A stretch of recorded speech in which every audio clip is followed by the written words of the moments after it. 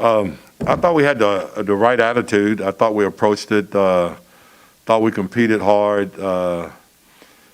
This team is just such a strong rebounding team that, I thought we did a pretty good job of stopping them on their first possessions and stuff, but we didn't complete the possessions, and they ended up with the offensive rebounds. And then the thing that hurt us the most, though, I thought was our turnovers. Every time we turned the ball over, and they were live turnovers, they either got a three-point shot or a dunk out of it. And those are the kind of things that, we just can't. If you're going to beat this team, you can't have those kind of things happen. They're a talented team. They're a deep team. They're a very athletic team. Now, they shot the ball exceptionally well tonight, the 22 threes, 22 to 9 from the three. So that puts you in a hole. But I did think that we competed and, we tried hard and just, it wasn't enough to beat that team. The trade has officially gone through at this point. So just how hard is a day like today, especially on young players like Ty, but even guys that have been here for a long time like Buddy? It's really hard, I talked to him almost 2 or 3 times today, and we text back and forth, and it's really tough when you get traded, or as a coach when you get released or fired. All of those things are really difficult. He was just starting his NBA career and felt comfortable, but these kind of things happen in this league, and you have to go to the next destination. You have to regroup, and you have to start, and you have to try to do the best job you can. I think the thing that you got to keep in mind, and the thing you got to really stay focused on, is that it's a job that you have, and you got to try to do the best, and you got to prepare the best that you can to do the best job that you can. It's not easy, though. I'm telling you, from an emotional standpoint, I like the locker room. I like the players. I try to form relationships with them, and then it's tough when they're not here anymore. Alvin, real quick, I guess first to two. Do you expect to have any of those guys tomorrow? Excuse me? Do you expect to have any of those guys in-house tomorrow? I'm not real sure. I just saw him for a couple of minutes, and so we'll see. I don't know what the exact protocol or procedure is, but, obviously we're looking forward to having them on the team and, having them,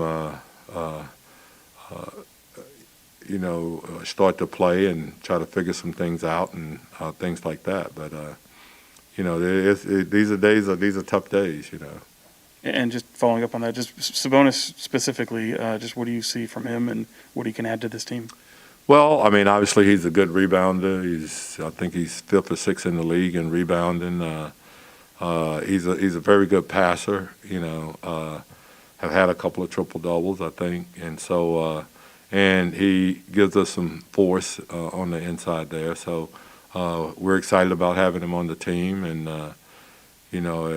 Justin Holiday, I coached in Golden State, and I think his game has gotten better every year. And so we're excited about that. And Jeremy, hey, Lamb, we know he gives us some additional size at that position, and he's a capable shooter and things like that. So all of this is going to have to come together quickly, though. Obviously, we don't have a training camp or anything to put together, and we have an all-star break coming up. So it's going to be a challenge, but that's all a part of it. Coach Gentry, I want to go back to what you said about the emotional standpoint. Tyrese, just a couple of weeks ago in Boston, after the Boston loss, he was confident, with conviction. Hey, I want to fix this culture. He was dedicated, to this, and he's only 21. So I don't know, what parting words that you had for him when you spoke to him today, but what was that like, with him? I told him I love him, and I do love him, and I think he's going to be a very good player in this league. And, I think he's he's got very good leadership qualities, and I think all of those things about him. This is just something that, a decision was made that this would be better for our team right now, and That's the way you have to look at it. I don't think it had anything whatsoever to do from a personal standpoint. This was a decision made based on what they thought was best for the team right now. There's not one person in that locker room that doesn't love Tyrese and Buddy and Tristan. Tristan made an impact here, just from the standpoint of, I think he's a very good basketball mind, and I told him I thought he would be a good coach. I really do think he would be a good coach, Tristan, because I think he has a good feel for the game. He's been in championship situations. He's got a good feel, for the technical parts of the game. So I listened to him a lot when he was here. Harrison was just in here, over here. Harrison was just in here, and he sounded pretty surprised by the move. Were you surprised? And second, how does adding a two-time All-Star, replacing a second-year player, sort of change the trajectory of the season, maybe goals and expectations for you guys? Well, I think when you're trying to improve your team, nothing is really a surprise, So I think you got to look at it that way. I don't think anything would have been done that they didn't feel like was going to make our team a better team.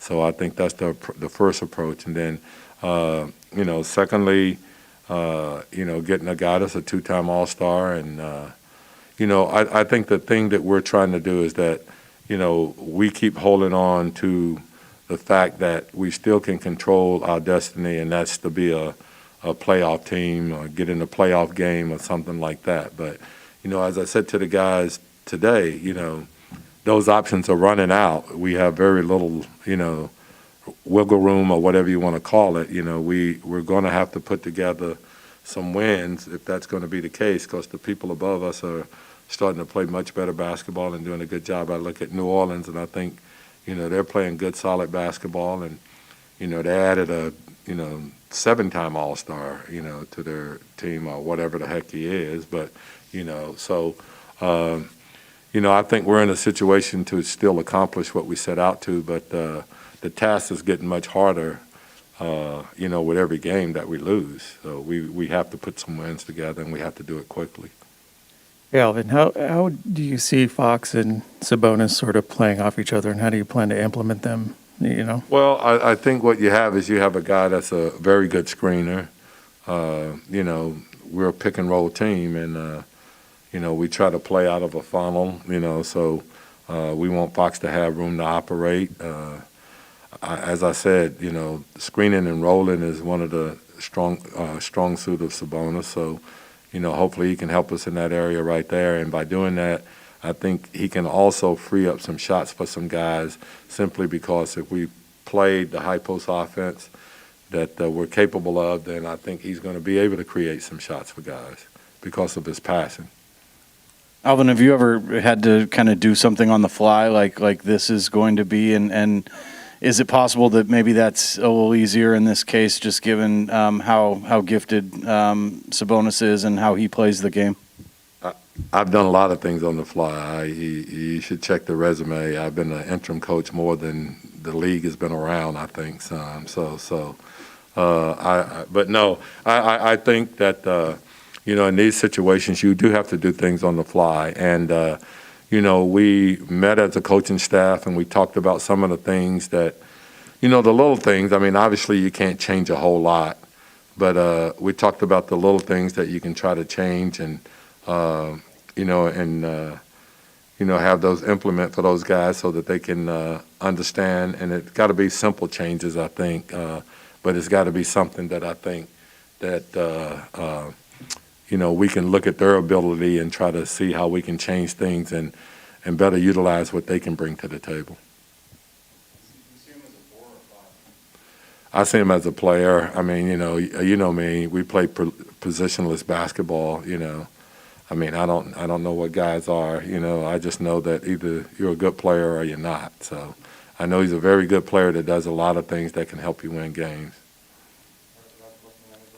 Yeah, Alvin, with your experience, do you feel like with these sort of notable shakeups that it always takes some significant transition period, or are there times when you put different guys together, and sometimes it just clicks pretty quickly. I think number two, I think sometime it can work and it can click, you know, and it may start out tough and you may be able to see some things that you can adjust to. It happens all the time in the league, guys. And as I said to my son, I was talking to him, and I said, you know, there's been a lot of people, you know, that have gotten traded and, you know, come to teams. I just remember when I was in Phoenix, we traded for Steve Nash. You know, we won 29 games the year before and won 62 the next year, you know. So, you know, I think the adjustment sometimes it's just smoothly and it works. Sometimes, you know, it takes a little while, but, you know, in this situation right here, we're getting guys that have been around the league. You know, these are not guys that's first or second year guys. So, and they've been on different teams. You know, they've been on a few different teams. So it's something that they, you know, that they can readily adjust to too, I think.